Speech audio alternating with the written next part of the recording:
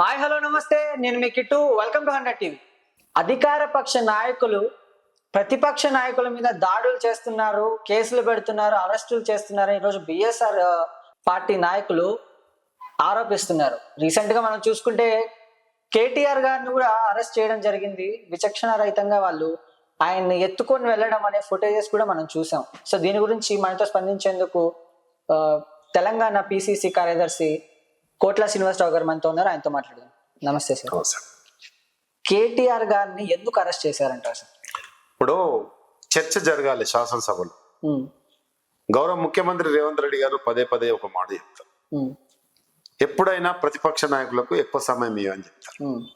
మీరు అది కరెక్ట్ ఇవ్వాలి. ప్రతిపక్ష నాయకుడే సమస్యల మీద ఫోకస్ చేస్తే అధికార పార్టీ ఏం చేయాలి, ఎట్లా ఏ విధంగా ప్రణాళిక రచించాలని చెప్తారు. మీరు ప్రశ్నలు అడగకుండా గౌరవ స్పీకర్ గారు ఎంతో హోదాగా మర్యాదగా మీరు మాట్లాడండి మాట్లాడకుండా డైవర్ట్ చేసి టాపిక్ డైవర్ట్ చేసి గందరగోళం సృష్టించి నమస్తే తెలంగాణ పేపర్లా మేము యుద్ధం చేసినామని ఒక ఫోటో వేయించుకోవడానికి వారు చేస్తున్న ఒక కుటిల రాజకీయ వ్యవస్థ. ఇప్పుడు సభలో గందరగోళం చేస్తే స్పీకర్ గారు ఊరుకోరు కదా, సభ నడవాలి కదా, ప్రజల కోసం కదా సభ ఉన్నది. గంటకి ఎన్నో లక్షల రూపాయలు ఖర్చు అవుతాయి కదా. ఇలా వృధా చేసుకుంటా ధర్నాలు చేసుకుంటా డౌన్ అనుకుంటా ముఖ్యమంత్రి గారు క్షమాపణ చెప్పాలి అనుకుంటా ఉంటే సభలో మీరు మాట్లాడండి. ముఖ్యమంత్రి గారు సమాధానం రెడీగా ఉన్నారు. ముఖ్యమంత్రి గారే కాదు మొత్తం మంత్రి మండలి అందరూ కూడా సమాధానం చెప్పడానికి సిద్ధంగా ప్రిపేర్ అయ్యి అన్ని విషయాల మీద, ఇలా రాష్ట్రంలో జరుగుతున్న అవినీతి మీద మేడిగడ్డ కానీ, అదే విధంగా జాబ్ల విషయంలో కానీ, శాంతి భద్రతల మీద కానీ, బడ్జెట్ అలొకేషన్ మీద కూడా ఏ శాఖకు ఎంత ఇచ్చినామనే విషయం కూడా ఇలా మా మంత్రులంతా ప్రిపేర్ అయ్యి వస్తే మీరు శాసనసభలో ప్రశ్నించకుండా, మీరు అడగవలసిన ప్రశ్న అడగకుండా గందరగోళం సృష్టించి కేవలం మీడియాను అట్రాక్ట్ చేసే విధంగా, పత్రికలను అట్రాక్ట్ చేసే విధంగా మీరు ప్రవర్తించిన తీరుకు ఖచ్చితంగా స్పీకర్ గారు రూలింగ్ ఇస్తారు.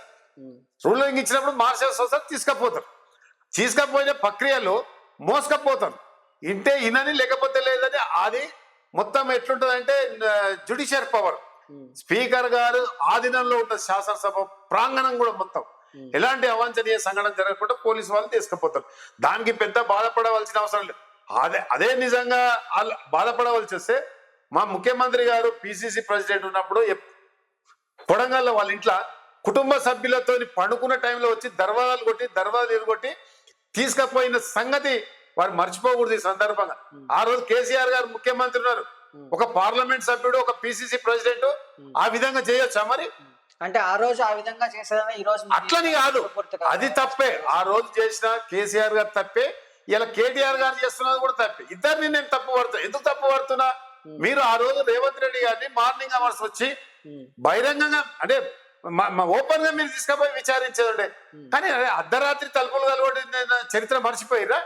ఇవాళ కేటీఆర్ గారిని ఎందుకు అరెస్ట్ చేయవలసి వచ్చింది? మేము అరెస్ట్ చేయలే, వాళ్ళే రాద్ధాంతం సృష్టించి వాళ్ళే గడబడి చేసి శాసనసభలో బైకాట్ చేసి మేము ఎక్స్ పేపర్ లో ఎక్స్ పెడతారు, కానీ రేవంత్ రెడ్డి గారి ఫోటో ఇటు కేటీఆర్ ఫోటో పెట్టి ఆ ఐటమ్ కోసం చేస్తున్న ప్రక్రియ చింటు గారు. అదంతా ప్రజాస్వామ్యం కోసం కాదు, ప్రజల కోసం కాదు, ప్రజల అభివృద్ధి కోసం కాదు, ప్రజల పక్షాన ప్రశ్నించే తత్వం లేని వాళ్ళు, సబ్జెక్టు లేని వాళ్ళు ఈ రోజు కావాలని గడబడి చేసి అరెస్ట్ అయిపోయి అది వాళ్ళ విఘ్నతగా ప్రజలు చూస్తున్నారు.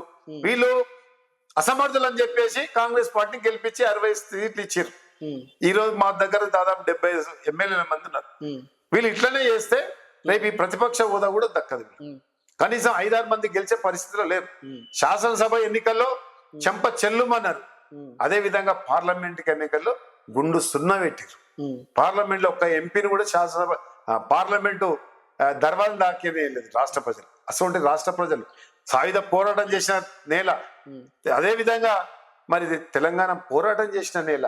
ఈ నేలతోని ఆ బీఆర్ఎస్ నాయకులు, ఆ టిఆర్ఎస్ నాయకులు చేస్తున్న కుటిల రాజకీయ వ్యవస్థను ఉక్కు పాదంతో తెలంగాణ ప్రజలు తొక్కుతనంలో ఎలాంటి సందేహం లేదు. ఎమ్మెల్యేల గురించి మనం మాట్లాడుకుంటే బీఆర్ఎస్ ఎమ్మెల్యేలంతా, ఎంపీలంతా కాంగ్రెస్ పార్టీలో జాయిన్ అవుతున్నారు. కాంగ్రెస్ పార్టీలో జాయిన్ అయిన వాళ్ళు అక్కడ ఉండకుండా మళ్ళీ బీఆర్ఎస్ పార్టీలోకి చేరుతున్నారు. ఎందుకంటారు? ఎవరు కూడా ఓలే మా దగ్గరికి రేవంత్ రెడ్డి గారు గౌరవ ముఖ్యమంత్రి గారు ఎప్పుడైతే మా దీపాదాస్ మున్షి గారు ఏఐసిసి నాయకుల సమక్షంలో ఎవరైతే కాంగ్రెస్ పార్టీలో చేరిరో ఇంతవరకు ఎవరు రిటర్న్ కాలేదు. నిన్న మొన్న మీరు ఏదో గద్వాల ఎమ్మెల్యే పోయిండు వచ్చినట్టు ఇలా ముఖ్యమంత్రి గారిని కలిసిండు, వాళ్ళు సాంఘీభావం తెలుపుకున్నారు, మేము ఇక్కడనే ఉంటాం. ఎందుకంటే ఈ రాష్ట్రంలో ప్రజారంజకమైన పాలన. గతంలో ప్రగతి భవన్ కు ఫామ్ హౌస్ కు పరిమితమైన ముఖ్యమంత్రి ప్రజాభవన్ ప్రగతి భవన్ పోవాలంటే కంచెముళ్ళ దాటుకుంటూ పోవాల్సిన పరిస్థితి. కంచెముళ్ళు తీసి కంచెముళ్ళని బద్దలు కొట్టి ఇలా మహాత్మా జ్యోతిరావు పూలే ప్రజాభవన్ గా తీర్చిదిద్ది గౌరవ ముఖ్యమంత్రి గారు. అక్కడ ప్రజా సమస్యలన్నీ కూడా రాష్ట్రంలో ఉన్న 33 జిల్లాలకి వచ్చే ప్రజలకు అక్కడ పూర్తిగా వారి యొక్క సమస్యలు చెప్పుకోవడానికి అక్కడ ఒక మంత్రులు అధికారులతో కూడిన బృందాన్ని ఏర్పాటు చేసి వారిచ్చిన ఫిర్యాదు ఏదో నామకే వాస్తే ఫిర్యాదు కాదు, ఆ ఫిర్యాదును కంప్యూటర్ లో ఫీడ్ చేసి సంబంధిత అధికారులకు పంపించి ఆ సమస్యను పరిష్కారం ఇచ్చే దిశగా ఏదో ప్రజాపాలన జరుగుతుందంటే తెలంగాణ రాష్ట్రంలో ఉంది. చింటూ గారు మీకు ఇంకో విషయం చెప్తా. ఈ దేశంలో 29 రాష్ట్రాలు ఉన్నాయి. ఇవాళ అన్ని రాష్ట్రాల్లో తెలంగాణ ప్రభుత్వం ముందంజలో ఉంది. మిగతా రాష్ట్రాలన్నీ కూడా మనల్ని ఆదర్శంగా తీసుకుంటారు. ఇలా 6 గ్యారెంటీలు పెట్టాం. 6 గ్యారెంటీల్లో దాదాపు అన్ని గ్యారెంటీలు ఇలా ప్రజల వద్దకు వెళ్ళాయి. మీకు ఒక మచ్చుకోక కూడా చెప్తా. ఇలా మహాలక్ష్మి స్కీమ్ కింద ఈ రాష్ట్రంలో ఉన్న మహిళలందరూ కూడా ఫ్రీ టికెట్ మీద ప్రయాణిస్తారు. అంటే మహిళలు ఆనంద డోలికలో మునుగుతా ఉన్నారు. అదే విధంగా మీకు ఆరోగ్యశ్రీ పరిమితిని పెంచినాం. గతంలో 5 లక్షలు ఉండే దాన్ని 10 లక్షలు తీసుకొచ్చినాం. అదే విధంగా జాబ్ క్యాలెండర్ జూన్ 2 తారీఖు నుంచి మొదలు పెడితే సెప్టెంబర్ 17 వరకు కూడా జాబ్ క్యాలెండర్ విడుదల చేసినాం. ఇప్పుడే అసెంబ్లీలో దానికి చట్టబద్ధత కల్పించిన ముఖ్యమంత్రి ఇవాళ నిజంగా చరిత్రలో సువర్ణ అక్షరాలతో లిఖించబడతాయి. ఇట్లాంటి జాబ్ క్యాలెండర్ కు చట్టబద్ధత చేసిన అసెంబ్లీ దేశంలో ఎక్కడా లేదు. ముఖ్యంగా మనం జాబ్ క్యాలెండర్ గురించి మాట్లాడుకుంటే గత ప్రభుత్వంలో నిరుద్యోగులు చాలా అసమర్థత వ్యక్తం చేశారు. ఎందుకంటే బీఆర్ఎస్ పార్టీ వాళ్ళు జాబ్ క్యాలెండర్ అనేది విడుదల చేయలేదు, జాబ్లు అనేది ఇవ్వలేదు అని చెప్పేసి ఏదైతే రేవంత్ రెడ్డి గారు హామీ ఇచ్చారు, మీకు నిరుద్యోగులకు నేను జాబులు ఇస్తాను, జాబులు ప్రొవైడ్ చేస్తాను, ఈ జాబ్ క్యాలెండర్ ఎప్పుడు విడుదల చేస్తారు? ఇంకా అది దీని గురించి ఎలాంటి చర్యలు తీసుకోబోతున్నారు? ఆ రోజు తెలంగాణ ఉద్యమం దేని మీద నడిచిందండి? నీళ్లు, నిధులు, నియామకాలు. దాని మీదనే 1200 మంది విద్యార్థులు బలిదానాలై ఉస్మానియా యూనివర్సిటీ, కాకతీయ యూనివర్సిటీ ఎన్నో రకాలుగా జేఏసీలు ఏర్పడి తెలంగాణ సాధించుకున్నాం. శ్రీమతి సోనియా గాంధీ ఆ రోజు పార్లమెంట్ సైతం బంధించి తెలంగాణ బిల్ పాస్ చేసి, లోకసభలో బిల్ పాస్ అయిన తర్వాత అది రాజ్యసభకు వచ్చింది. రాజ్యసభలో బిల్ పాస్ అయిన తర్వాత స్ట్రేట్ గా అది రాష్ట్రపతి భవన్ పోయిన తర్వాత ఎక్కడ నా తెలంగాణ బిడ్డలు ఇంకా చనిపోతారో, ఏదైతే కరీంనగర్ బహిరంగ సభలో నేను మాట ఇచ్చిన తెలంగాణ ఇస్తాని ఎక్కడ టెక్నికల్ గా ఈ బిల్ ఆగిపోతుందని శ్రీమతి సోనియా గాంధీ గారు ఆ రోజు రాష్ట్రపతిగా ఉన్న ప్రణబ్ ముఖర్జీ దగ్గరికి కన్నీళ్లు పెట్టుకొని తెలంగాణ బిల్ ఆమోదం చేసి అపాయింట్ డే తీసుకున్నది జూన్ 2. ఏ ఉద్యోగాల కోసం అయితే కొలువుల కొట్లాటలో ఉస్మానియా విద్యార్థులు త్యాగాలు చేసిరో కనీసం ఆ ట్యాగ్ లైన్ కూడా పట్టించుకోలేని గత ప్రభుత్వాన్ని బొందబెట్టిరని సందర్భంగా చెప్పదలుచుకో. అందుకొరకే గౌరవ ముఖ్యమంత్రి రేవంత్ రెడ్డి గారు ఏమంటారు, మేము వచ్చి డిసెంబర్ 7 నాడు ప్రమాణ స్వీకారం చేసినాము. డిసెంబర్ ప్రమాణ స్వీకారం చేసినానికి ఈ రోజుకు 7 నెలలు అయింది. ఈ 7 నెలల లోపల దాదాపు 34,000 ఉద్యోగాలు ఎల్బీ స్టేడియం సాక్షిగా ఉద్యోగాలు ఇచ్చినాము.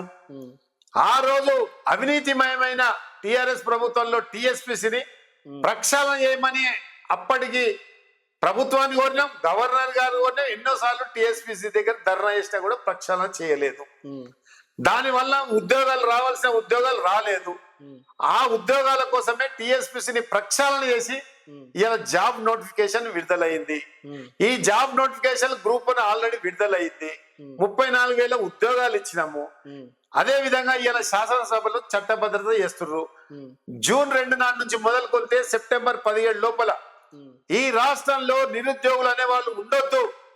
ఈ ప్రభుత్వం నిరుద్యోగుల పక్షపాతి.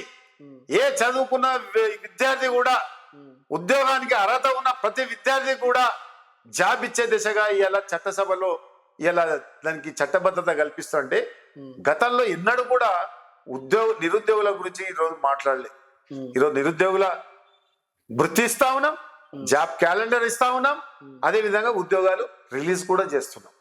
అందుకొరకే ఒక పారదర్శకంగా ఒక దూరదృష్టితోని మంత్రులందరూ కూర్చొని క్యాబినెట్ లో నిర్ణయం చేసి జాబ్ క్యాలెండర్ కు చట్టభద్రత ఇవ్వాలి. ఇలా అసెంబ్లీలో అయిపోతుంది. ఇలా మీరు చూడండి, రేపు ఆర్ట్స్ కాలేజ్ దగ్గర ఉత్సవాలు చేసుకొని బ్రహ్మాండంగా ప్రభుత్వానికి సానుభూతి, ప్రభుత్వం వెంట మేము ఉన్నామనే దిశగా ఈ రోజు నిరుద్యోగులందరూ కూడా రేపు ఆర్ట్స్ కాలేజ్ దగ్గర పెద్ద ఎత్తున వాళ్ళ యొక్క ఉత్సవాన్ని చూపించడానికి ముందుకు వస్తా ఉన్నారు. కనుక ఏ నీళ్లను ప్రొటెక్షన్ చేస్తాం, నిధులను ప్రొటెక్ట్ చేస్తాం, ఉద్యోగాలు ఇస్తాం.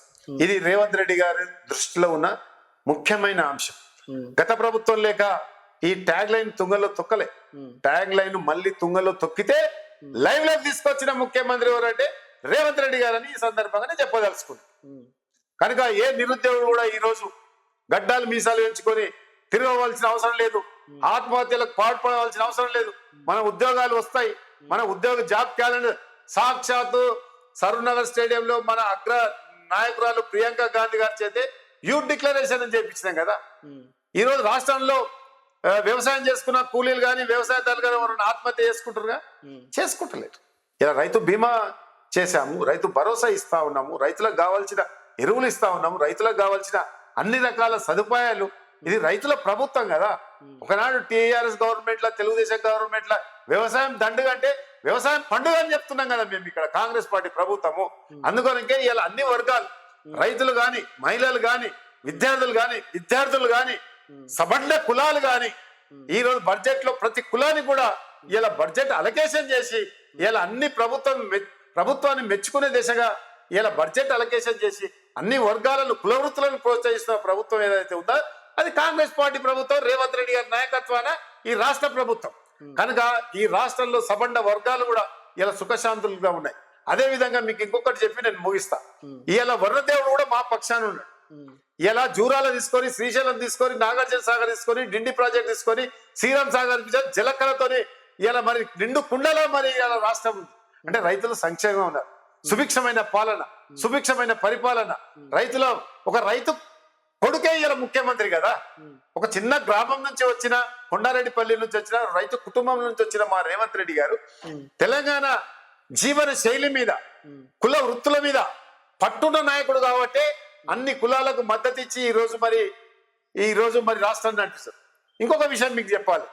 ఈ విభజన వర్గీకరణ విషయంలో కూడా రేవంత్ రెడ్డి గారు ఒక ప్రత్యేక కమిటీని వేసి ఆ ప్రత్యేక కమిటీ ద్వారా ఒక లాయర్ని పెట్టి సుప్రీంకోర్టులో కొట్లాడిపించే చరిత్ర కూడా రేవంత్ రెడ్డి గారు. కనుకనే ఈ రాష్ట్రంలో ఎంఆర్పిఎస్ వర్గీకరణ జరిగింది. దానికి శ్రీకారం చుట్టింది ఎవరంటే రేవంత్ రెడ్డి గారు అని చెప్పక తప్పదు. నేను అందుకనికే శాసనసభలో మా ఎస్సీ సోదరులు, ఎస్టీ సోదరులు అందరూ కూడా రేవంత్ రెడ్డి గారిని ఘనంగా సన్మానించారు. ఇలా రాష్ట్రంలో ఉన్న మాదిగ సోదరులందరూ కూడా రేవంత్ రెడ్డి గారికి జైజైలు పలుకుతున్నలో రేవంత్ రెడ్డి గారి కృషి ఎంత ఉందో ఈ సందర్భంగా మీ ఛానల్ ద్వారా రాష్ట్ర ప్రజలకు తెలియజేస్తుంది.